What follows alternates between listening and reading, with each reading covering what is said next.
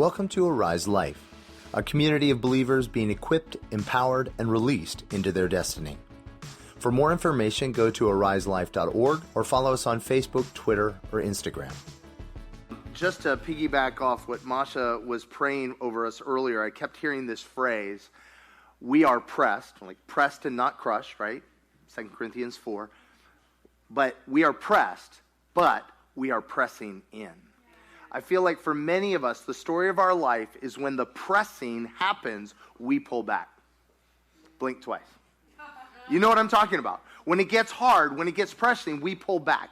Maybe it's in relationship, maybe it's financially, maybe it's in destiny. But when the pressing happens, we have a cycle where the pressing happens, we pull back. We're like, well, apparently it wasn't God's will.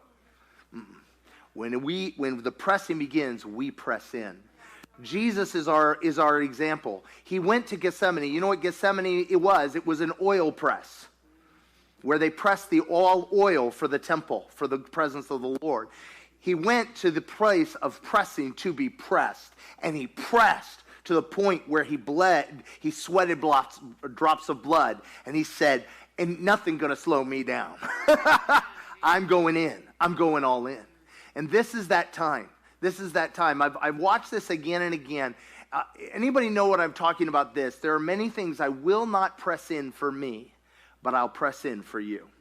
There are many things I won't press in for myself, but I'll press in for my kids. I'll press in for the least of these. Well, here's your chance. Press in for the least of these and watch him squeeze out of you oil. Anybody ever looked at the pit of an olive? Yeah. They're ugly. Anybody got one with your teeth and you about broke your teeth? Yeah. And curse that thing? God takes those things that are not and squeezes pure oil out of it. All of it. All of it. And I want to just tell you, he squeezes every good thing forth. And so I just want to say for you that whatever you're struggling with, whatever the pressing is, this is not a time to pull back. This is a time to press in. I'll say this also. This is free. All of these are free. After that, you have to pay. The first report is almost always bad. Anybody know what I'm talking about? The first report seems to always be bad. And the temptation is to pull back. And God says, wait. We talked about this a couple weeks ago, where Daniel first saw all these horrible visions. He said, I kept looking until I saw one like the Son of Man seated upon the throne. What we've been doing in Ukraine is we've been looking into some very dark situations. And we kept looking. You guys, some of you know, they were attempting to do an amphibious assault on Odessa. The first time, the entire crew mutinied. The second time, the winds were kept coming. The second time they were coming, and I immediately went to despair. Anybody, you hear a bad report and you immediately, it's all over, we're done? And the Lord said, not now, little tiger. Not now. And again, if it was up to me, I would have just gone in a hole because we got friends in Odessa. And I said, Lord, how do I do this? I said, what do you want to do? And he reminded me of a divine wind that had wrecked the Mongol fleets twice in trying to invade Japan. So I said, okay, we'll pray for divine wind. I saw on the weather that this wind kept coming, but it's now official. There was a storm for 4 days that would not allow them to land. Though the enemy come in like a flood, the Lord will raise up a standard against him. The enemy came in, and he raised up a standard. Just because the enemy is attacked, just because the report is bad, does not mean the end is determined. Unless we lay down and die. And what I want to say is this is not a time to lay down and die. This is a time to rise up. And I don't just mean Ukraine, I mean in your life. Because the pressing is happening all over the place. And the pressing simply means the oil's about to be revealed. Amen. Out of the ugly parts. Yeah. Listen, the quality of the oil is not determined by the prettiness of the olive. Isn't that a good word? Is that a good word? It's out of the strength of the press. Yeah. All right. And you know that glory? You know what the glory that is being revealed in us? You know what glory is? It is the image, the likeness, the presence of God. Do you know you can't do anything to sully the image and likeness and glory of God. Isn't that good news? So when it comes out of you, it's all him. All right. There we go. That was the preamble. So we've been going through Nehemiah, and to catch you up if you're new, Nehemiah was a guy who had it all. He was the CFO of the Persian Empire. He had it all. He had all the money, all the power. He had all the access, and the access to the king. And in the middle of that place, God put something on his heart that had nothing to do with where he was called. Sound familiar? It had nothing to do. God put on his heart the fact that Jerusalem, the calling on his nation, was in ruins. They had been trying for 125 years to rebuild this wall around the city, because without walls, anybody can take advantage of you. Some of you all lack boundaries in your lives. And the result is everybody can grab something off of you. They can push you around, they can mess you up. And God wants to build walls. He wants to build walls that have gates that allow the good in but keep the bad out. And so he was determined, because every time they would start to get ahead, somebody would come in and take from you. Is your story financially that every time you get ahead, you get behind? God wants to change that story for you today. Is your story in relationships, every time it starts to get good, then it gets bad? He wants to rewrite your story. And so in this place, he comes in, the Lord cries out to the Lord gives him a strategy, and then the Lord gives him favor with the king, and the king lets him go, and he goes to Israel, and he invites the people to do a work that for 125 years they haven't been able to do. Just because something hasn't succeeded for 125 years or 125 days in your life doesn't mean that God doesn't want to do it and won't do it quickly when we say yes and we don't do it alone. And so he, instead of trying to do it on his own, he invites everybody to the work, and they rise up and they do the work, and they work on the wall. And what happens is, he gets a marker that works. The city had all these different gates in it. Here's the temple up here. It had all these different gates in it. And what happened is each group took a different section of the wall to work on, or gates. And the reality is they took the gates that were near them. Why? Because they had a vested interest. Now, we talked about this. I have a question for you. If I build a wall, just a piece of wall here, one nice chunk of wall, is it any good by itself? No. It's only good if it's connected to all the other parts. No. How many holes in the wall do you need to invade? It is the unity of all the parts. So this is the lie of the enemy, is if you can't do it all, don't do any. No, I'm taking my part. I'm letting you take your part.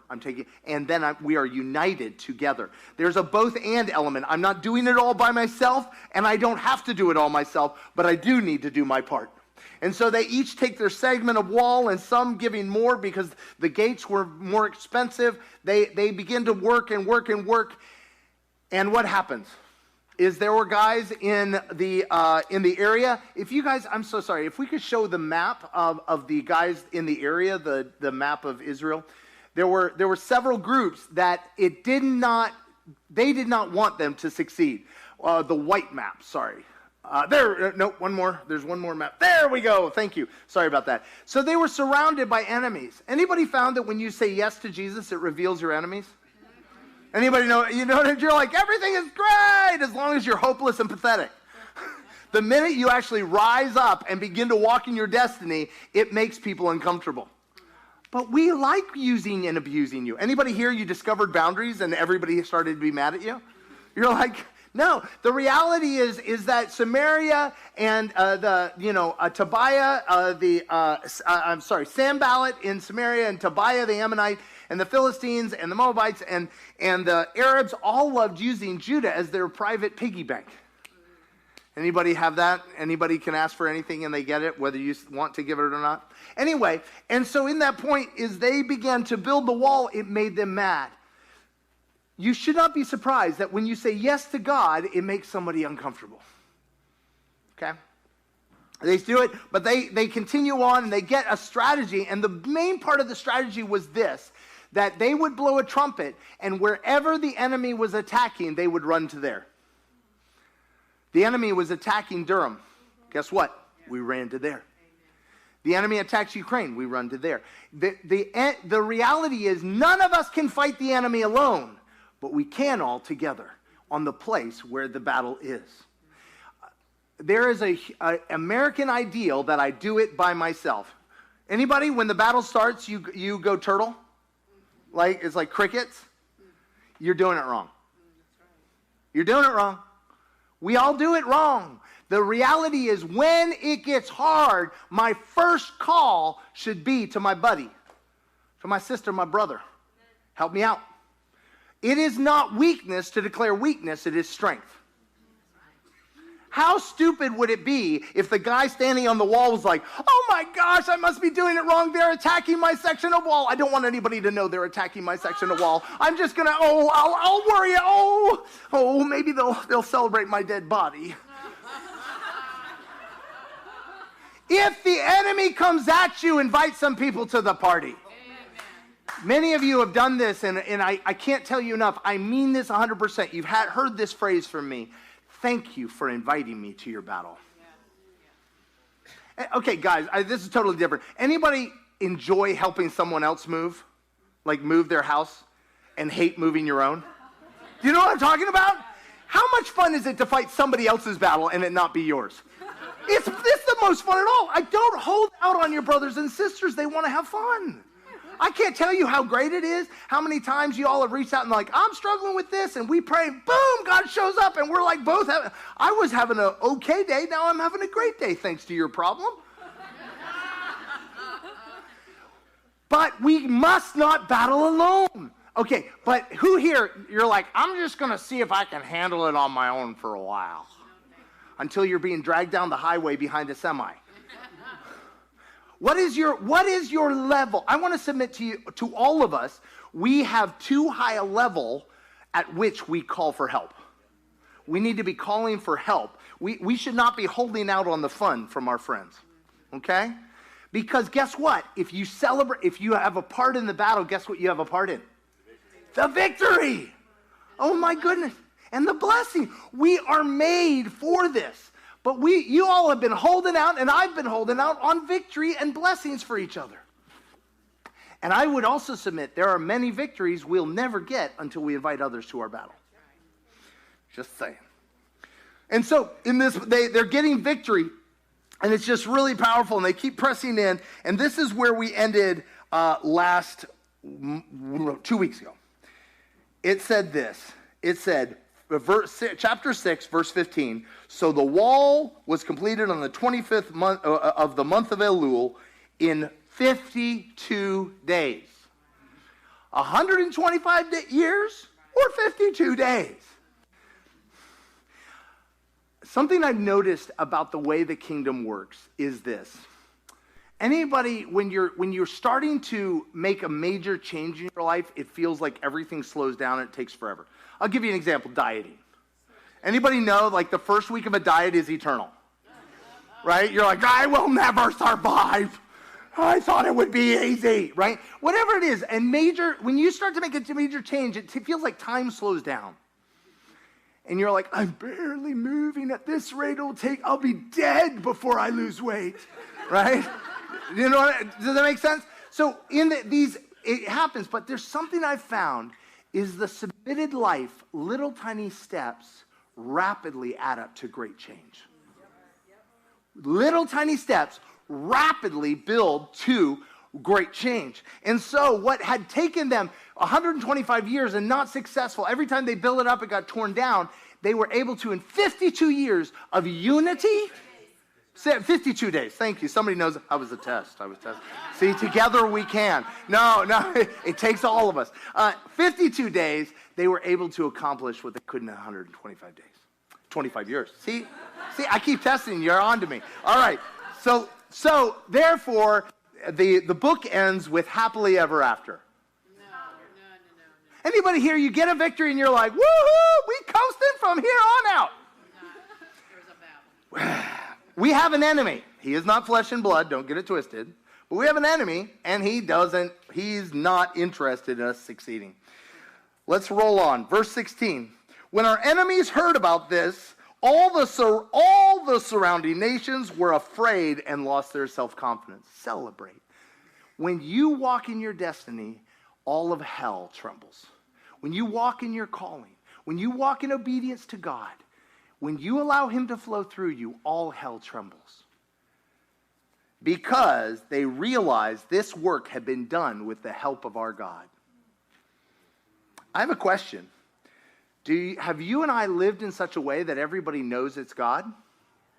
Hopefully. Or have any of us taken a little bit of the credit? Both. You're right. I am awesome. Thank you for noticing. I was cracking up with Peter. I was like, oh, Peter, thank Jesus for the local church. You will never get a big head. True. On the internet, on the internet you can be all things to all people and this awesome. But like here everyone knows you and they know everything about you, right? And like no one is going to be deluded into that. Oh, great man of God. Everybody loves you and honors you. No. And I want to say, this is something I've noticed. This is something I've really been asking the Lord about this because we've talked about this over and over again. John 17, the whole reason why Jesus died, he tells us, is that we may be one, right? The whole point is union with God through the cross, that glory on the inside is the presence of God in us, and then that union with God, therefore, through that union with each other. That we may be one. That's the whole point. That is the whole point. It's not that you be awesome. It's not that you succeed. It's not that you are fully self-actualized. It's not that you have every comfort and pleasure. It's that we may be one. Because that's what we're made for. And so I'm asking the Lord, what does that look like? And in Men Set Free that we've been doing, we stumbled on something. Scott and Warren and I had this huge plan of how we were going to do Men Set Free, and none of it worked. No, I mean, we made the mistake of listening to God rather than doing what we had planned. I always like to say, if you know the old line, if you want to hear God laugh, share your plans with him, right? I always like to say is we have a plan so God has something to mess with. And what has happened is we're trying to figure out Jesus said you'll know a tree by its fruit. And if a tree has good fruit, that's the one you focus on, right? Anybody know the difference between apples and crab apples? Yeah, right? If you have an apple and a crab apple tree, which one are you going to focus on? The apple tree. And so we were seeing fruit with men, and we're like, what is it? And this is the best way I can put it. We have brought the men into a place where they can see God and see how he sees them. And then we invite them to share with another guy so that they can be seen by that guy and see that guy. Community is not how much you do together. It's how much you allow yourself to be seen and how much you see. And what we've watched is I've never seen such unity among men. I've never. Because most of us guys, what are we? We're all... True? Sorry, I outed you. They're like, I am by nature awesome, all by myself, right? Yeah, I'll be back when I've sorted all my problems. Thank you. Right? And no, but what I've watched is men being absolutely real with each other with no condemnation, no shame, and celebrating each other's victories. This is community. Community is not, the depth of community is not determined by the amount of time you spend together. This is one of the delusions that came out of the 70s with the Jesus people. If we just spend time together, everything will work out. You know how many communes went bust? Because they're like, we are one. Listen, it's not the quantity of time, it's the quality. Anybody have a friend that truly knows you and you can't see him, you don't see him for 20 years? And then you see him and they still know you. It is the ability to be seen and to see. And that is the community that Jesus said, they will know you are my followers, my disciples, by your love. Love. Love is the fruit of the Spirit, right? It's the primary fruit. And so in this place, this is what we're made for. So let's see how this opposition manifests. So they're frustrated, they're afraid of the people. So what happens? Also in those days, the nobles of Judah were sending many letters to Tobiah. You guys remember Tobiah was the Ammonite. Tobiah is the enemy. Tobiah is the local mafia boss. Why are the nobles of Jerusalem sending letters to Tobiah? Intel. For many in Judah were under oath to him, since he was the son-in-law to Shechaniah, son of Ara, and blah, blah, blah, blah, blah, blah, blah, all those very famous people. So what's happened? The people they were supposed to have unity with are under oath to somebody else. Do you think that might mess with the unity? One of the great things about community is it actually reveals the places we aren't one. And that's not a problem. That's a promise. Anybody thought you were one and then you got married? Several people froze. I don't think I'm supposed to say yes to that one. No, honey, did not think that at all. Right? No. The reality is the closer we draw to one another, the more we realize where we're separate, where we're not one. And that's not a problem. That reveals what God wants to remove. He wants to remove the wall of separation. Moreover, they kept reporting to me his good deeds and telling him what I said. Do you think that was an encouragement to Nehemiah? Tobiah is wonderful. You should invite the mafia boss over for dinner. You should make him in charge of things. Do you see a problem? Yeah. And Tobiah sent letters to intimidate me. Wow.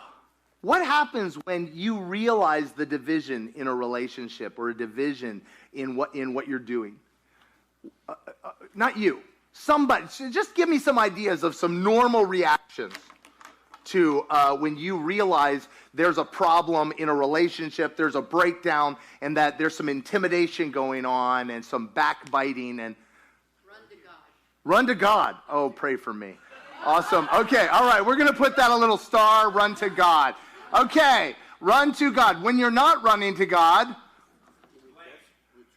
withdraw. Okay, I heard something else. What? Withdraw. Blame. Ooh, I like that one. What's that? Tension. Tension. What's that? Attack. Retaliate. We didn't start the fire, but we're going to finish it. Retaliate. There we go. Insecurity. All right, what else? Ooh.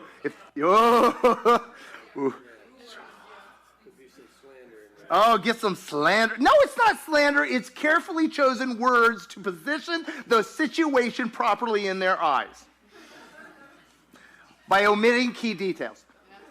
What else? Gaslighting, what? Self-victimizing. Yeah, come on. And gaslighting. Give up. Lay down and die.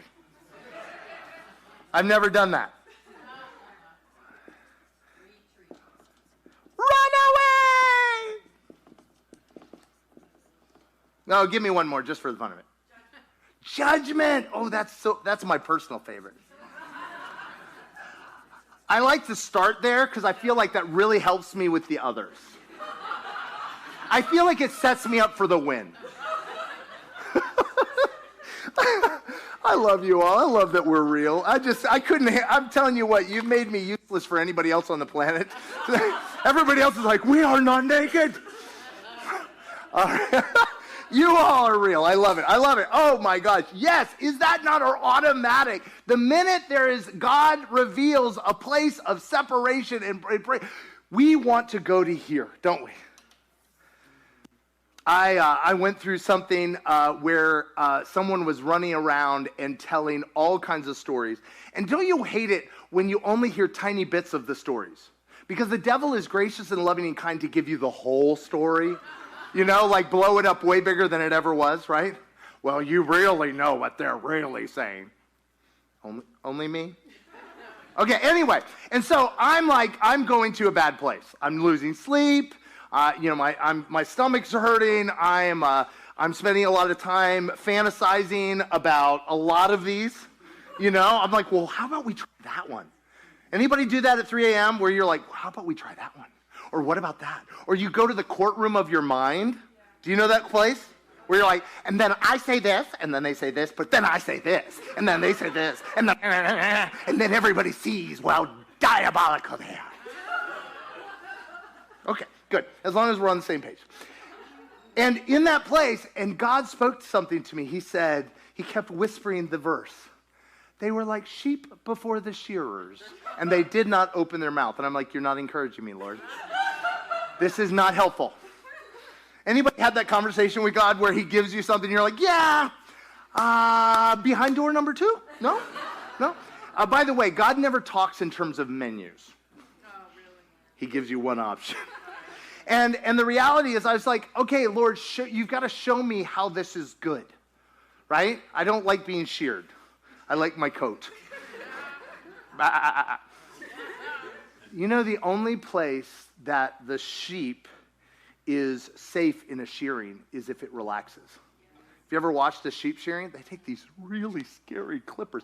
And if you watch a really good shearer, they flip them over on their back, even better. Right? And they just go, zip, zip, zip, zip, zip, and it comes off like a coat. And you're like, bah.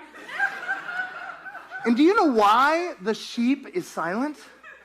Because it trusts the shepherd to protect it in a scary situation. Well, and actually the ones that have had it and they trust the shepherd, they really do just become limp. Now the first timers are, hey, whoa, what are you doing? Right? But what I was like, so I pressed in, and so when God says something that doesn't make sense, press in and ask questions. That's okay. So he was like, so Peter, he said to me, will you trust me to protect you? And this is where it gets real. I was like, so if I trust you, does that mean XYZ outcome? I said, oh, no. Does it mean this outcome? No. Then what does it mean? That I'll protect you. Don't worry. I went back and thought about these for a while. Before I realized all these take me to hell and actually don't end up protecting you, do they? They end up being worse off than before, and they leave you alone. So I said, okay, Lord. And do you know what? He did protect me. First, he protected my heart because I was able to sleep. He gave me peace. But more than that, what I had discovered was as long as I was entertaining these thoughts of the enemy about what people were saying, I was starting to separate myself, not just from them, but from everybody. Because you know what happens when we're afraid? We view everybody as dangerous, don't we? We view everybody. And I was backing away, and I couldn't show up in relationship to anybody. And so what I want to submit is every time a breakdown in a relationship happens, a breakdown in community happens, you only have 2 options. Move forward with God or run away to the island of one person. Because it's always how it rolls. Anybody know that island of one person? Do you see my tent there? Yeah. It's like a timeshare. You never actually are there on the same time. You just, take your time, right? So, no, but in that place. So here's my question. Here's Nehemiah. Nehemiah's in our place. What do you think he does? I want to know. Inquiring minds want to know. Chapter 7, verse 1. Tobiah sent letters to intimidate me, so after the wall had been rebuilt, I had set the doors in place. The gatekeepers and the musicians and the Levites were appointed. What did he do? 2 things. 1, he watched what came into the city. When you and I are struggling, we need to watch what's coming in. The enemy coming in with letters of intimidation, what do we need to do with those letters? Burn them, shred them, toss them back over the wall. Anybody? Okay, have you noticed that when you are hungry for gossip, it comes to you like a flood? And you know, like, what are people saying about me? Well, I'm so glad you asked. I cannot allow any of that in. I can't allow accusation in. I can't allow judgment in. I've got to man the gates. And the other thing is, what did he do? He appointed Levites. What did Levites do? What were they in charge of? Worship. I have to get the band back together and worship. Worship. Why do you think what we're doing here is so important? There's a lot of reasons, but one of them is because it gets our head out of parts of our anatomy where it gets stuck and it stinks. Your navel, for instance. It does, because when I gaze on him, I get his perspective. Suddenly I have hope, I have joy, I have life, and I can agree with him for his purposes in my life. But as long as I'm trying to resolve in my mind, in the courtroom of the mind, I will never get out. I have to take a stand and say, I will not partner with gossip. I will not partner with slander. I will not partner with intimidation and accusation and confusion and despair. Anything that does not come with the fruit of the Spirit, I will not partner with it. And then turn to Jesus and go, Jesus! Until worship shows up. See, we worship till worship shows up. Did you track me? We worship till worship shows up. See, our worship is actually an act of faith because we're not even capable of worship unless he empowers us to worship. So we make an act of worship until his worship begins to flow through us. Anybody ever pumped one of those old hand pumps? What are the first 3 or 4 pumps like? Nothing. Anybody done that in worship? Oh, Jesus! Oh, Jesus! And then the water begins to flow. Come on. Whew. I like you, Nehemiah. Come on. So my God put it in my heart. Now listen, he didn't have a clue until he did 2 things. He was dealing with intimidation, he was dealing with accusation, he was dealing with backbiting, and he had a problem. So the first thing he did is he set the gates, right? He made a 0 tolerance for anything that didn't bear the fruit of the Holy Spirit. Second thing, he went to worship. Then God revealed the plan. If you're trying to find a plan when your head is up your navel, you'll never find it because there's only belly button lint in there. Until you gaze on God, you'll never get God's plans. Until God becomes big in our eyes. And he said, I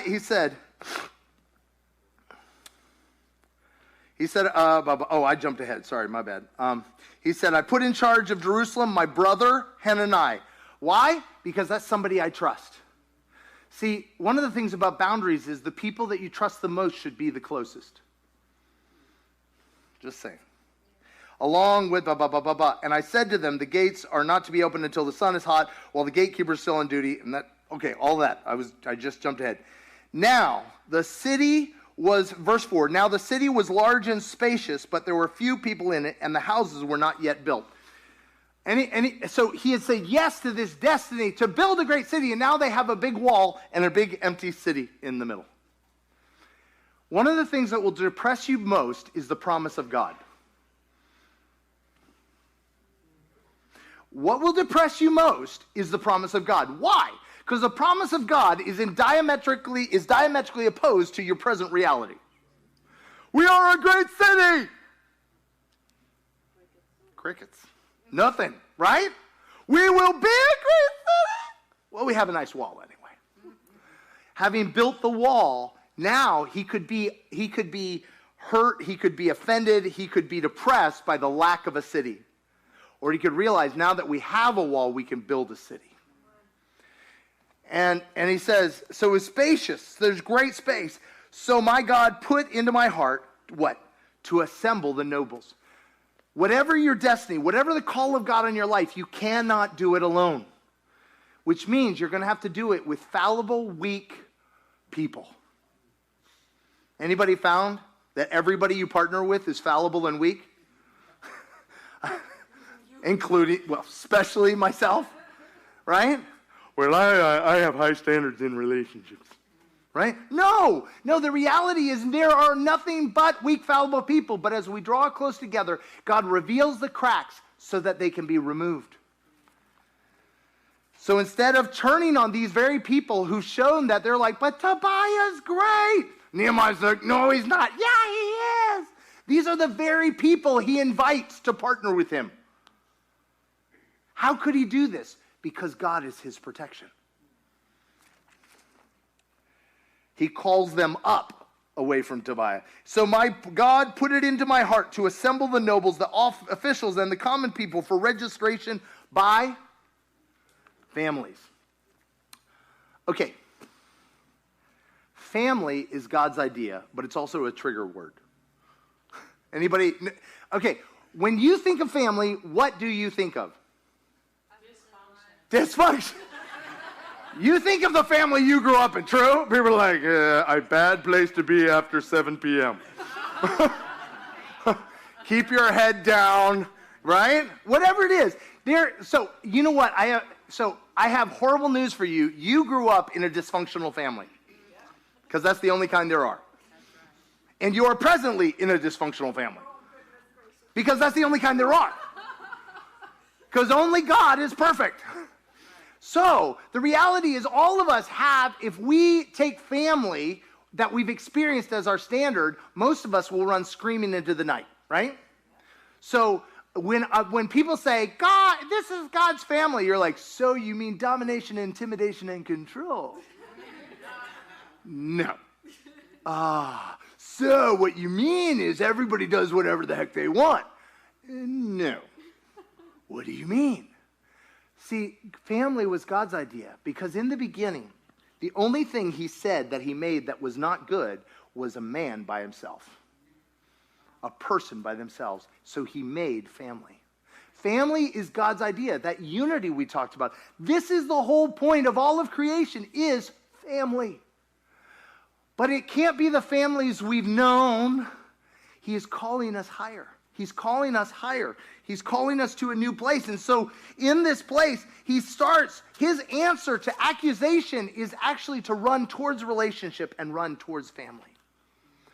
God is doing something in our midst with unity that we cannot fully grasp.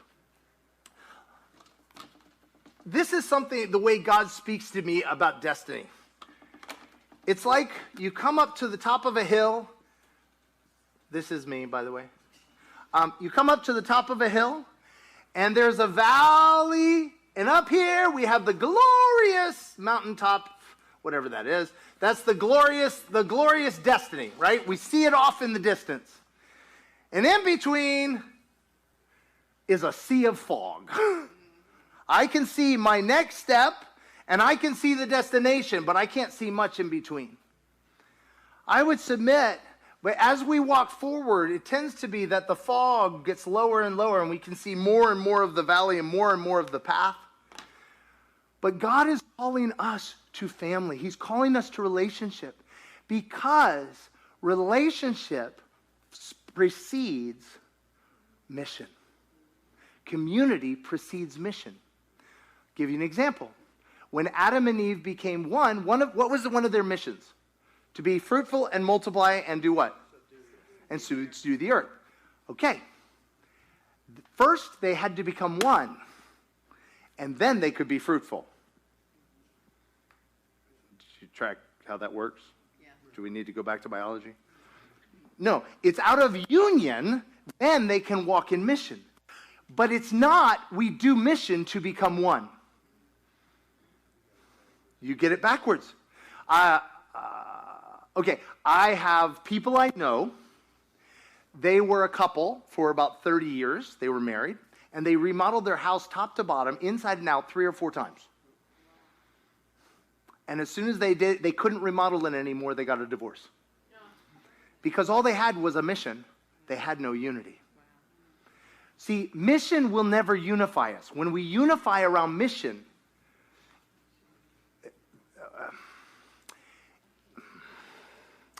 intimacy that is simply function is a one-night stand.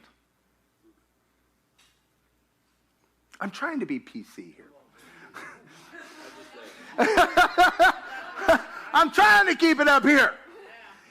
If your intimacy is simply to achieve a goal, then it's not intimacy. It's being used. God doesn't want a bride who's being used. He wants a mission that flows out of intimacy.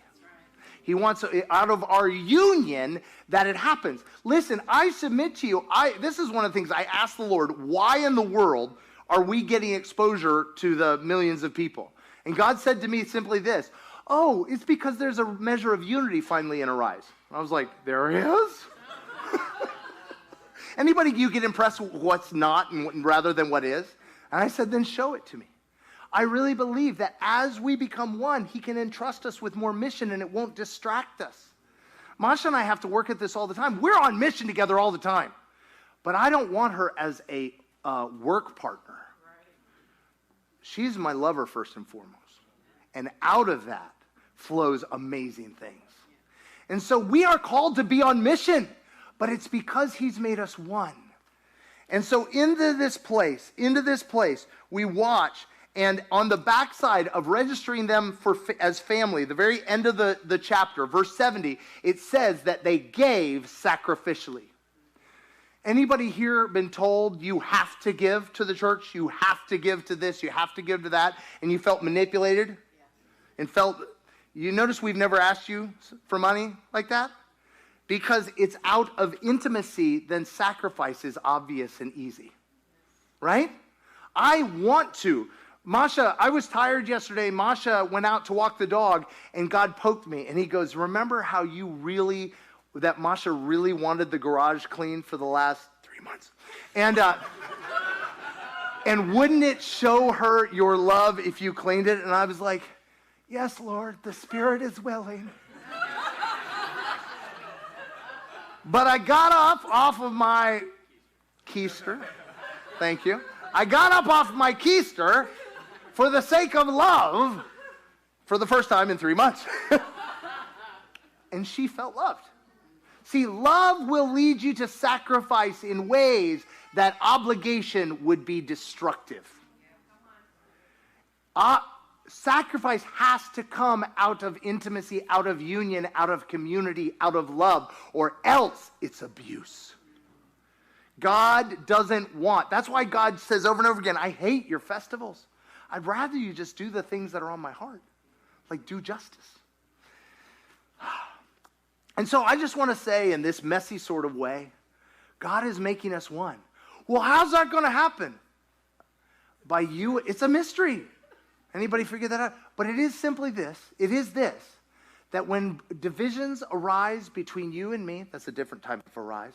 When divisions arise between you and me, it's because we've drawn closer together. You know, you can't have division with somebody you're not in relationship with. But as division is revealed, that we will fight that division together. We will recognize the division is the problem and not each other. Well, and also, like what you were saying with Men's Arise, like that we will start actually showing up and connecting on a deeper level. And it's not going to be with everybody, right? I mean, that's a unrealistic idea, right? But if you've never connected, if you've never opened up with anyone, I would challenge you to ask for just one person you can start really opening up with. And they opening up with you, right? But I want to say, and I said this to the guys, who are my all or nothing people? You know what I'm talking about. You're like, oh, we're supposed to open up? Okay. You're like, oh, we're going back to the garden, baby. No, not quite just yet. Maybe one button, okay? Let's take a little bit of time. Literally, trust is earned. It's a risk, but we do baby steps, and they prove that they're worthy of our trust, okay? So if you're allowing yourself to be seen, like I said, maybe roll up your shirt sleeves. Show people a little bit of who you are. It's not all or nothing. Who here has been abused when you showed it all? Yeah. And it's not natural. We build trust little by little.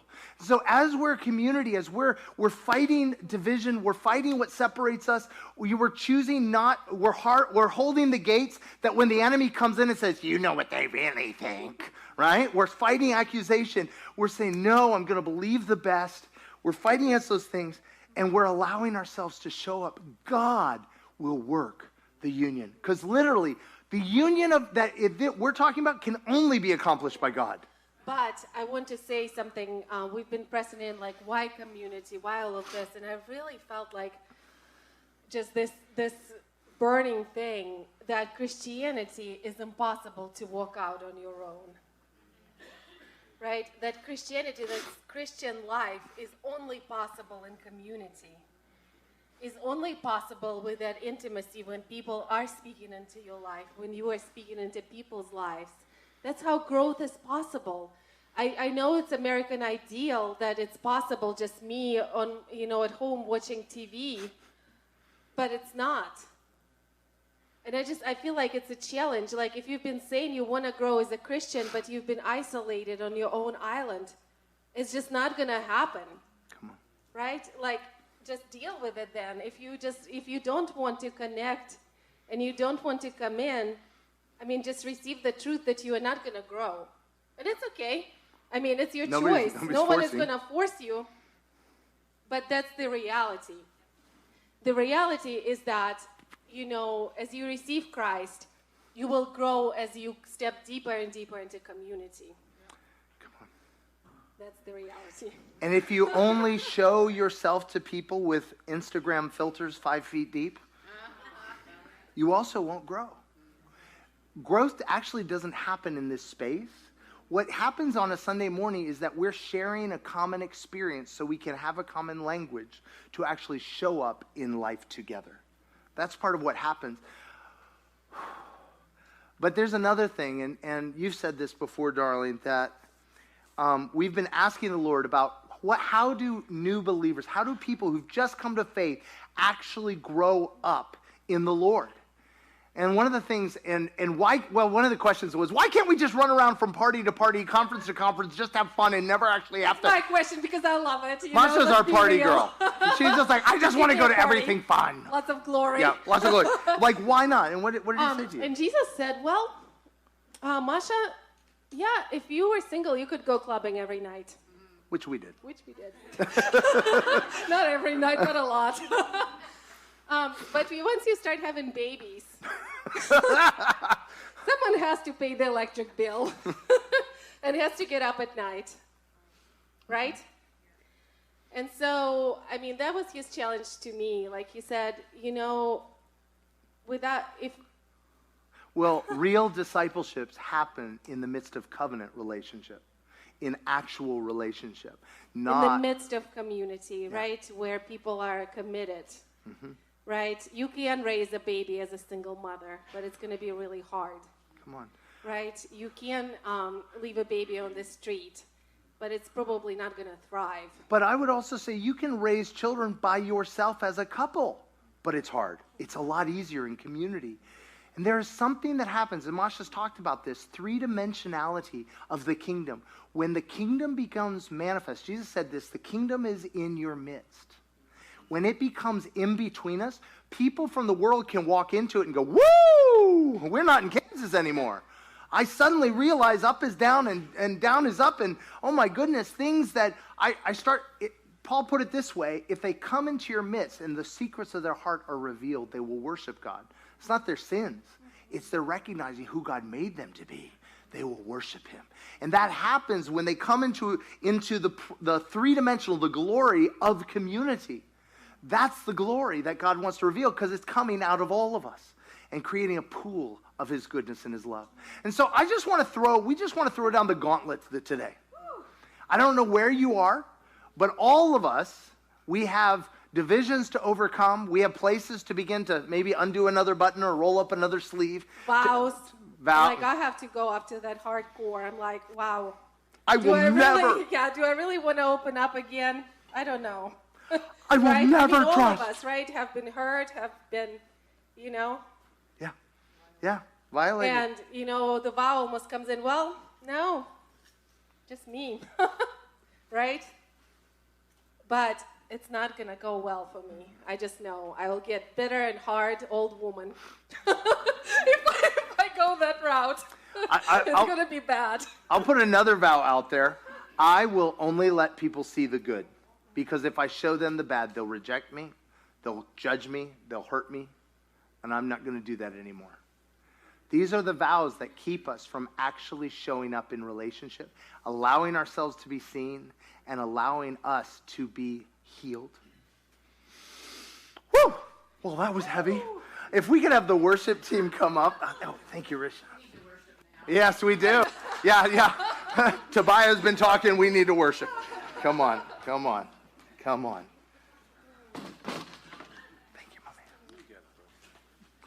Oh, Jesus, we just thank you. If we could stand. Father, I thank you that this is utterly impossible. It's going to have to be, I think, supernatural.